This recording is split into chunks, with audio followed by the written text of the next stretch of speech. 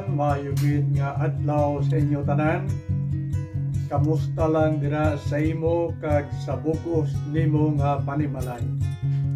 Sining tion nagapadayon kita sa pagpasalamat sa Ginoo tungod kay makaupdanay man kita sa pagpawalandong sang pulong sang Dios kagini makita sa Mateo 5 17 kag 18. Duwa lamang ka bersikulo kag akon inianay pagabasahon sa hiligaynon nga Bible nga nagasiling, hindi kamo maghuna-huna nga nagkari ako sa pagdula sang kasuguan ni Moses kag sa mga ginapanudlo sa mga propeta. Wala ako magkari sa pagdula sini kundi sa pagpaathag sang ila matuod nga kahulugan. Dumduman ninyo ini samtang may langit pa kag duta, wala sing bisan isa ka kudli o kun 12 nga bahin sang kasuguan nga pagadulaon tubtob nga matuman ang tanan. Ini amo ang pulong sa Ginoo kag si Kristo amo ang naghambal sini nga ginsulat ni Mateo kag silin ni Kristo silin niya, wala ako nagkari sa pagdula sang mga kasuguan ni Moses kundi sa pagtuman sini. Kag nagsiling pagid si Jesus Christ nga wala sing isa ka gamay nga kudlit nga indi pagtumanon kundi ining tanan siling niya matuman gid. Sa sining aga may duwa ka sahi sang mga kasuguan. Duwa ka klase sang mga kasuguan nga dapat naton talupangdon nga ginsiling ni Jesus Christ nga nagkari siya agod sa pagtuman sining tanan nga mga kasuguan.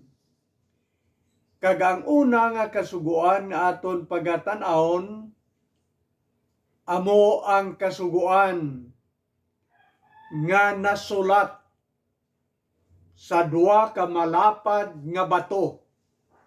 Yan siling ina sa English nga Bible nga two tablets, the tabletas, no?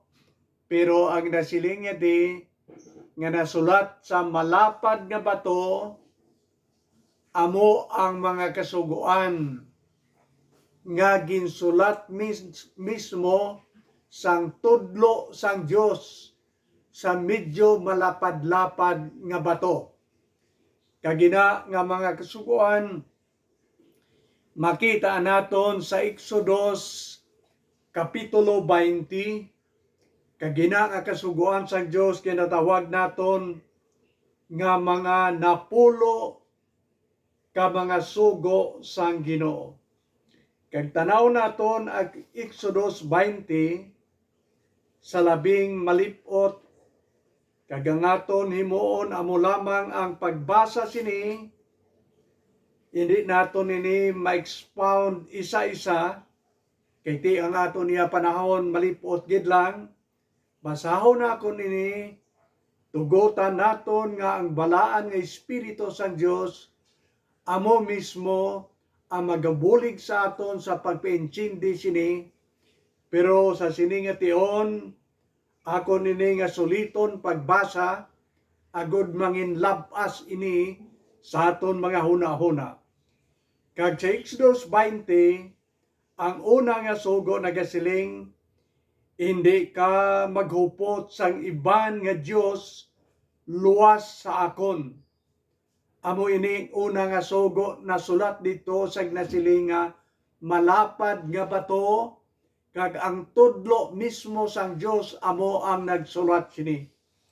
Kag ikadua diri nagasiling, Hindi ka maghimo para sa imong kagalingon sang isa ka Dios o kun isa ka larawan sang bisan ano nga tinuga sa langit o kon sa duta o kon sa tubig nga yara sa idalom sang duta.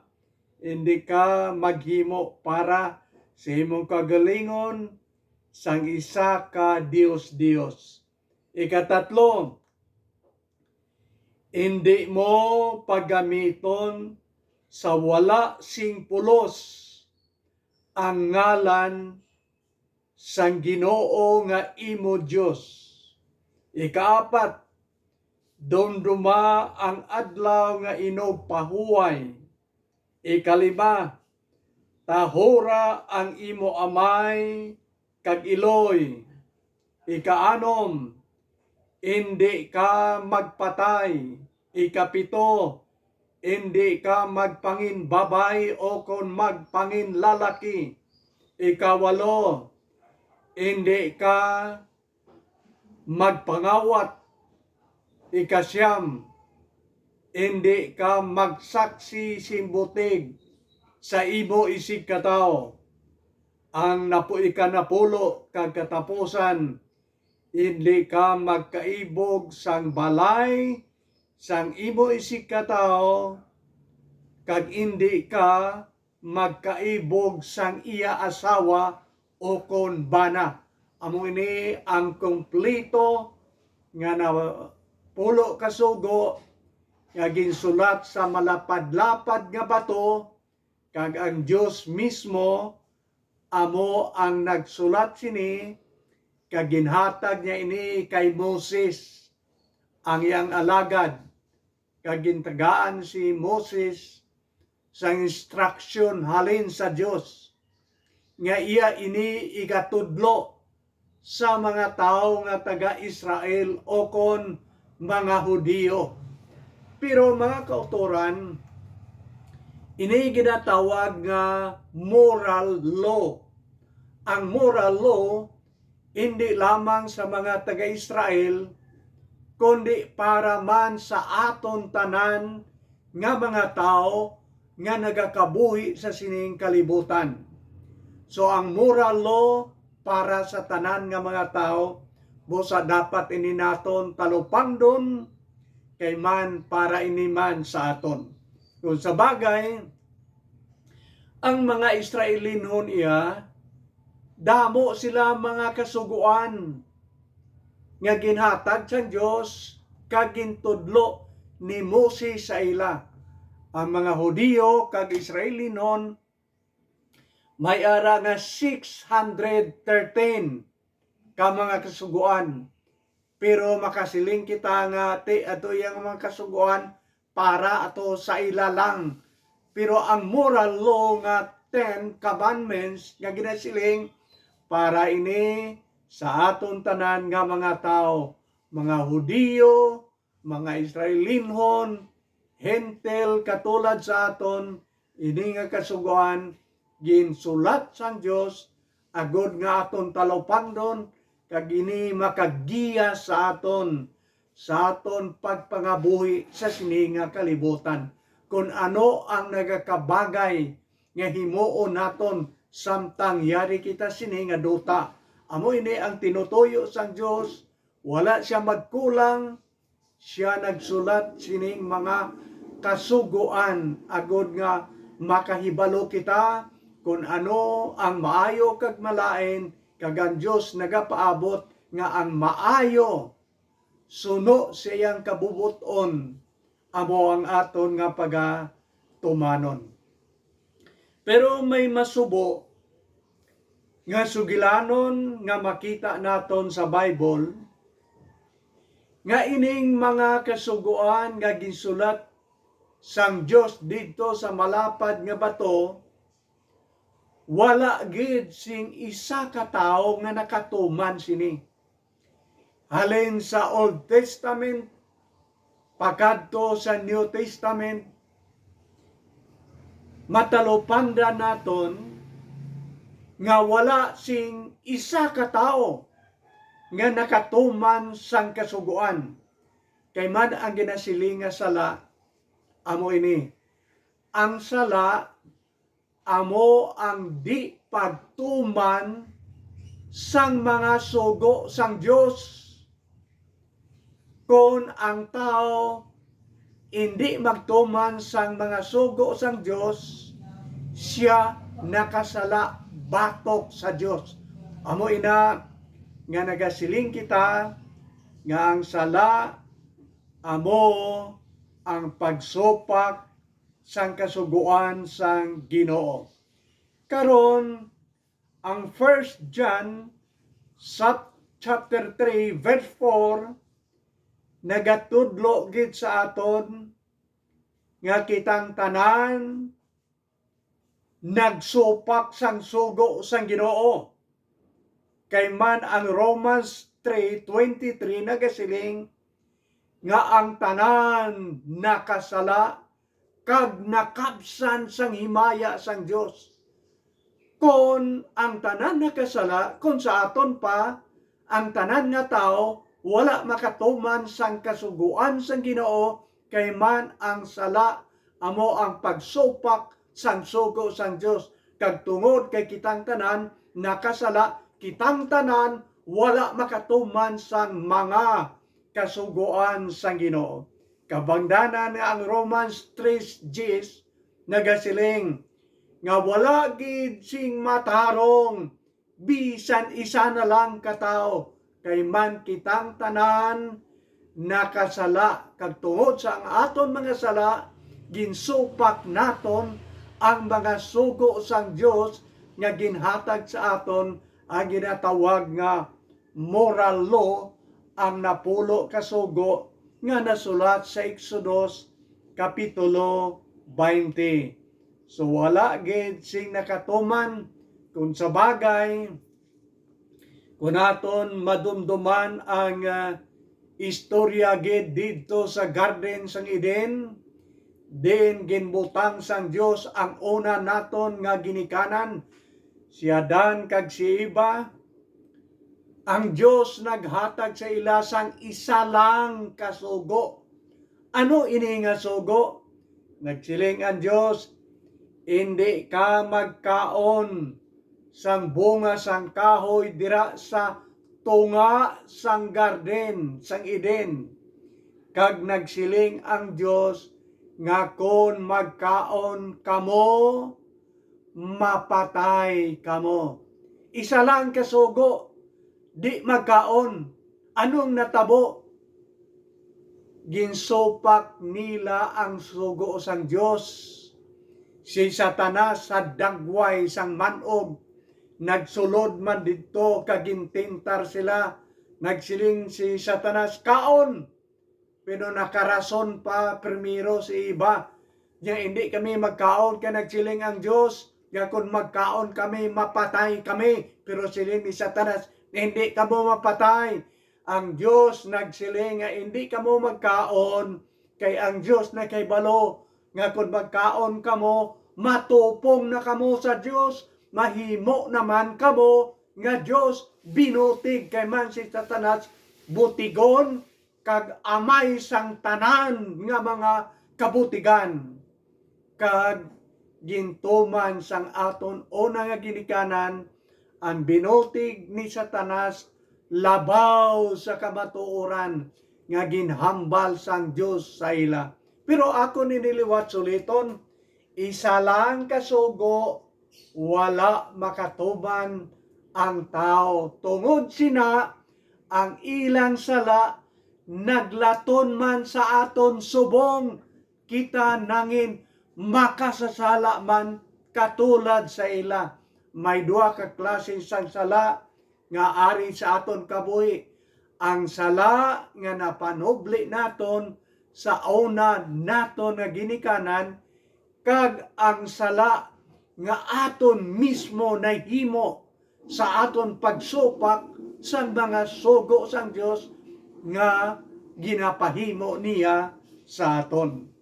So karon wala gani mahimo ang isa lang kasugo, dugangan pa sang napulo Tungod sina nabudlayan gid ang mga tao sa pagsunod sang mga kasuguan nga sobra na kadamo nga ginatawag naton napulo kasugo nga ginsulat sang Dios nga aton nga sundon kag tumanon samtang yari kita nagapangabuhi sa sini nga kalibutan.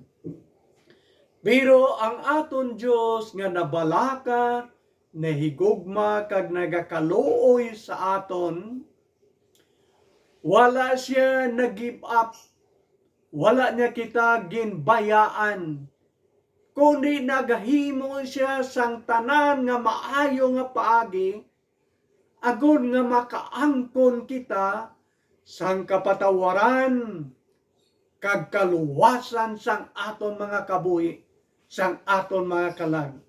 Ina tungod kay ang Dios nahigugma kag hindi siya gusto nga magtalikod sa aton, kundi naghimo siya sang maayo nga paagi nga mabuligan kag makabangon kita nga hindi masilutan kay man ang silot sang sala amo ang kamatayon sang lawas kag kamatayon didto sa linaw sang kalayo nga ginatawag nga impierno. Ang Dios hindi gusto sina nga masilutan kita, kagamo ini ang paagi, maayo nga paagi sang Dios sa aton. Kag ini makita naton sa Bible ang manami nga paagi sang Ginoo. Nagsiling siya sa Jeremiah Kapitulo 31, versikulo 33. Tanaw naton ang paagi sang Dios agod nga mabuligan nga makabangon kita gikan sa kalapasan kag maangko naton ang kapatawaran sang aton mga kalapasan. Nagsiling diri ang Bible, ang bag-o nga kasugtanan nga kun himuon sa mga tao sang Israel amo ini. Ipatudok ko ang akon kasuguan sa ila mga huna-huna kag isulat ko ini sa ila mga tagipusoon. Ako mangin ila Dios kag sila mangin akon mga tao. Wala sing bisan isa sa ila nga magatudlo sa iyas isig kataw kag wala sing may magasiling sa iya kasimanwa. Kilalaha ang Ginoo kay ang tanan makakilala sa akon. Halin sa labing kubos, tubtob sa labing duganon. Patawaron ko ang ila mga sala, kag kalimtan ko ang mga kasaypanan nga ilang nahimo. Ako ang Ginoo nagahambal sini. Kuwaon lang naton ang importante nga bagay nga ginhambal diri. Siling sang Ginoo, ipatudok ko o kon isulat ko sa ilang huna-huna kag sa tigapusoon ang akon mga kasuguan. Kag siling sang Dios, patawaron ko ang ilang mga sala kag hindi ko na pagdumdumon kabintamdakon ang ilang mga kalapasan. Amoy na ang matag nga ginhambal sang Ginoo. Ang kasuguan sang una sa Kapitulo 20 sang Exodo, sagwa sa bato iyan nasulat, pero siling sang Dios, karon igasulat ko na ang akon mga kasuguan sa ilang hunahuna kag sa ilang tagipusoon, hindi na sa bato, sa sulod na sang kabuhi sang tao. Ginsulat sang Dios ang iya mga kasuguan. Mga utod siling naton te sa Old Testament man lang to. Ini nasulat man sa New Testament sa Hebro Kapitulo 8, versikulo 10, chapter 8, verse 10. Sa Old Testament kag sa New Testament, nasulat nga nagasiling ang Dios iyang igasulat ang iyang mga kasuguan sa aton huna-huna kag sa aton balatyagon, agod nga kung bisan diin kita makadto ara ina nga kasuguan nagaupod sa aton kay man yara siya sa sulod sang aton kabuhi. Akon basahon ang Hebro 10, ang Hebro 8, versikulo 10 nga nagasiling, karon amo ini ang kasuguan nga akon himuon sa mga tao sang Israel sa palaabuton nga adlaw siling sa Ginoo. Itanong ko sa ila panghuna-huna ang akon mga kasuguan kag akon ini isulat sa ila tagipusoon. Ako mangin ila Dios kag sila mangin akon mga tao. Amo gyapon nga mensahe ang ginsiling sa Bible sa aton. Halin sa Old Testament pagkadto sa New Testament, naghambal siya ngiyang isulat sa sulod sang aton kabuhi, sa aton hunahuna kag sa aton tagipusoon ang iyang mga kasuguan. Kon sa Exodus, ang kamot sang Dios amo ang nagsulat sa iyang mga kasuguan, sa malapad-lapad nga bato, karon ang kasuguan yang nasulat sa sulod sa aton kabuhi, ginsulat sang balaan nga espiritu, ang ikatatlo nga personas sang isa ka Dios. May isa ka Dios, pero may tatlo ka personas, Amay, Anak, kag ang balaan nga espiritu. Kag ang balaan nga espiritu amo mismo ang nagsulat sa sinang ginasiling bag-o nga kasugtanan nga ginsulat sa hunahuna kag sa tigipusoon sang tao. Kag ini nga balaan nga espiritu nga amo ang nagsulat, siya mismo amo ang nagabulig kag nagahatag sa aton sang espirituhanon nga gahom sa pagtuman sa sinang kasuguan nga nasulat sa sulod sang aton kabuhi. Siya nagasabdong kung nagahimo kita sa sala, siya nagatuytoy sa aton sa paglakat sa matarong nga klase sa pagkabuhi sa sini nga kalibutan.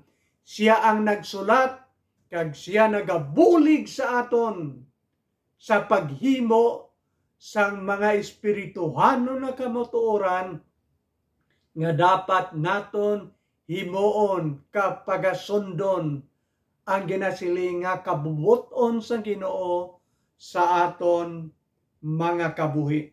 So may duha ka klase sang kasuguan nga ginhatag sang Dios sa aton, agod nga mayara nga makatuytoy sa aton, makabulig sa aton sa pagkabuhi sang matarong Dios no nagpagkabuhi, suno gid sa kabubuton sang Dios para sa aton tanan.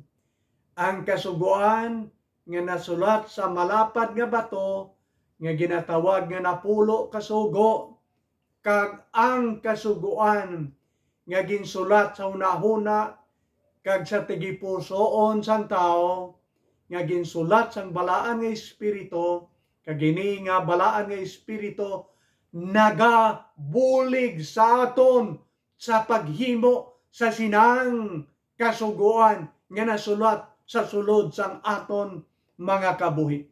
Siguro matingala kita kay tiling naton hindi na iya makita kaya ra susulod. Pero mabatyagan naton sing matudtuod nga may kasuguan sa sulod sang aton tagipusoon. Wala naton mabasa kay hindi naton makita, pero mabatyagan nimo kag nakon nga may kasuguan dira sa sulod sa imong ano kag yara sa sulod sa imong tagipusoon. Hindi bala nga kung makasala kita, batok sa aton silingan, batok sa Dios. Kung makasala kita, batok sa aton asawa o kung bana, mayara nga gahom nga nagasabdong, ginatawag ina nga ginakonsensya kita. Ang aton balatyagon mabugat, ginakonsensya kita kay nakahimo kita sina nga sala nga batok sa Dios kag batok sa aton isikataw nga may ara nga ginatawag nga ginakonsensya kita ina tungod kay may kasuguan nga imo kag aton ginsopak sulod sa aton tagipusoon kag ang balaan nga Espiritu sang Dios nagapanghikot kag nagasabdong nga nagasiling anak, hindi husto ang imong ginhimo. Kaya ang sala ang imong ginhimo, batok sa Ginoo, kag batok sa aton nga isig katao. May nagasabdong, ginakonsensya kita, tungod kay may kasiguan nga nasulat sulod sa aton tagipusoon. Ikumparar bala ang imo kag aton mga kabuhi, ikumparar sa mga kasapatan. Ang mga kasapatan, wala sila iyang kasuguan sulod sa ilang kabuhi. Kung ang sapat makasala, wala sila iya ginakonsensya, wala si nagasabdong sulod sa ilang kabuhi. Lain iya kaysa tao. Akon pagid sulit-suliton nga ining isa ka kasuguan nga gisulat sang balaan nga Espiritu sulod sa aton mga kabuhi. Amo ang nagasabdong sa aton, ginakonsensya kita kung makahimo kita sang sala. Pero salamat sa Dios kay man ang balaan nga Espiritu sang Dios kung ikaw kag ako magbaton kay Kristo sulod sa aton mga kabuhi. Ang balaan ng Espiritu sang Dios magapuyo sa sulod sang aton mga tagipusoon kag hindi siya magbiya sa aton, buligan niya kita sang espirituhano na kusog sa pagtuman sang kabubuton sang Dios sulod sa aton mga kabuhi. Iring tanan paagi sang Dios agod nga mabuligan kita. Nagsulat siya sang Dios non nga mga kasuguan didto sa malapad nga bato kag ginatudlo ina sa aton kag nagsulat ang Dios paagi sa balaan nga Espiritu sang isa kag kasuguan sa aton hunahuna kag sa aton tagipusoon kag ini nga balaan nga Espiritu nagpuyo sa sulod sa aton mga kabuhi agod nga mabuligan kita sa pagtuman sa sining kasuguan sa guwa kag sa sulod sang aton mga kabuhi. Karon ang tao hindi na gid makasiling. Wala na kita sang balibad nga makasiling kita nga wala ko makaibalo nga may Dios ang kalibutan. Kay ti wala man ko kabasa Bible. Hindi ka man makasiling sa imong kagalingon nga wala ko makahibalo sang kaluwasan. Kay way man si nagtudlo sa akon, wala man si nagahambal sa akon, kag wala man ko kabasa sang Bible. Hindi na ikaw makasiling sina nga wala ikaw makakilala sang Dios. Nga ang rason amo ini, nasulat ang napulo kasugo sa malapad nga bato. Kung wala ikaw makabasa sina, hindi ikaw makabalibad kay may ginsulat sa sulod sa imong una-una kag sa sulod sa imong tagipusoon nga nagatudlo sa imo nga may Dios ang kalibutan nga nagpadala sa iyang bugtong anak, kag ini nga anak ginhalad niya ang kabuhi dito sa krus sang Kalbaryo. Inaara na sulat sa imong una-una kag sa imong balatyagon, kay man ang balaan nga espiritu ara amo ang nagsulat sina, kag ina nga kamatuoran hindi malikawan sang tao, kag hindi siya makasiling nga wala ako makahibalo sina. Hindi, ara ina nasulat sulod sa imong kabuhi. Ginatagan ikaw sang Dios sang kaalam sa pag-intindi nga may Dios ang kalibutan. Ginhatagan ikaw sang Dios sang kaalam kag balatyagon nga dapat ikaw kag ako mag-surrender sang aton bug-os nga kabuhi sina nga Dios nga amo ang nagtugas sang kalibutan kag nagtugot sa aton sa pagpuyo sa sining matahon nga kalibutan diin kita karon nagapangabuhi. Ang Dios na igugma sa aton, kag ang Bible, ang kasuguan, kag ang balaan nga espiritu nagapanghikot sulod sa aton kabuhi, ngang aton bugtong nga manuluwas nga amo si Kristo nagkari sa pagpangita kag sa pagluwas sa tanan nga mga tao nga magatuo sa bugtong nga anak sang Dios nga amo si Jesus Christ. Kung ang isa ka tawo magtuo kag magbaton kay Kristo, makaangkon siya sang kaluwasan siyang kalag kag magapuyo siya upod kay Kristo mismo sa sinang langit nga ginama niya sa tanan nga magatuo kag magabaton sa iya subong ila kag aton personal nga manuluwas. Liwat, hindi ikaw kag ako makasiling nga wala ako makahibalo sina.